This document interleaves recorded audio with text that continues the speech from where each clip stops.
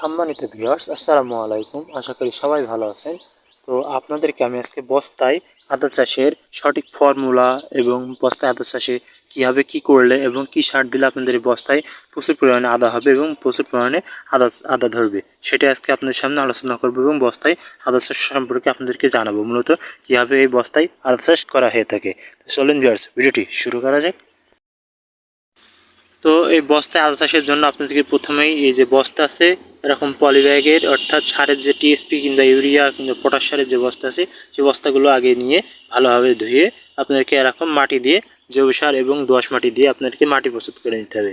নেওয়ার পরে আপনাদেরকে যে বাজারে উন্নত জাতের যে আদা চারা পাওয়া যায় কিংবা বীজ পাওয়া যায়, তো সেই বীজগুলো আপনাদেরকে এপ্রিল মাসের দিকে সাধারণত লাগানো হয়। এগুলো আপনাদেরকে মে এপ্রিল অর্থাৎ মার্চ এপ্রিল মাসের দিকে এগুলো লাগানো হয়ে থাকে। তো মার্চ এপ্রিল মাসের দিকে আপনারা এভাবে আদার যে বীজটা আছে সেই বীজটা আপনারা পুঁতে দিবেন বস্তা তৈরি করে, এবং আপনাদেরকে জুন জুলাই মাসের দিকে মূলত এই পরিচর্যাটা সঠিক মাত্রায় করতে হবে। তাহলে মূলত আপনাদের এই আদা গাছগুলো দেখছেন সেই আদা গাছগুলো মূলত এরকম হবে, অর্থাৎ এক বস্তা থেকে আপনারা 1 থেকে 1.5 কেজি অর্থাৎ 2 কেজিও আদা আপনারা উত্তোলন করতে পারবেন এই বস্তায় আদা চাষ করে।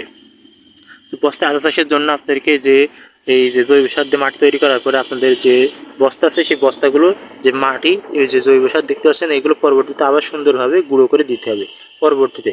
এবং দেওয়ার পরে আপনাদেরকে যখন এই জুন জুলাই মাস আসে, এই জুন জুলাই মাসে যেহেতু প্রচুর পরিমাণে বৃষ্টির পানি হয়ে থাকে আকাশে, সেহেতু এই আকাশের পানিতে প্রচুর পরিমাণে নাইট্রোজেন থাকে, যার কারণে এই নাইট্রোজেনের ফলে এই আদা গাছগুলো দ্রুত হারে বৃদ্ধি হতে থাকে এবং গাছের গোড়া যে শিকড় আছে সেই শিকড়ও বৃদ্ধি হয়ে গাছে যেহেতু আদা চাষে বস্তার মাটি যেহেতু হালকা সল থাকে সেহেতু আদা হয়, সে আদাগুলো দ্রুত হারে চারিপাশে বর্ধিত হতে সহায়তা করে এই আদা গাছগুলো, যার কারণে বস্তায় মূলত আদা চাষ করলে বেশি ফলন হয়ে থাকে।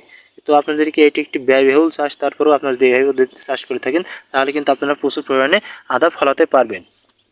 এবং এই বস্তায় আদা চাষের জন্য আপনাদেরকে যেটি করতে হবে, তো এই মুহূর্তে আপনাদেরকে যখন আপনাদের গাছের বয়স এরকম হবে অর্থাৎ 2 বিঘা পরিমাণ গাছের বয়স হবে, তখন আপনাদেরকে এই এক একটি বস্তায় 200 থেকে 300 গ্রাম ইউরিয়া এবং 200 থেকে 300 গ্রাম পটাশ এবং 200 থেকে 300 গ্রাম মতো টিএসপি সার আপনাদেরকে এনে আপনাদেরকে প্রত্যেকটি বস্তায় আপনাদেরকে দিয়ে দিতে হবে।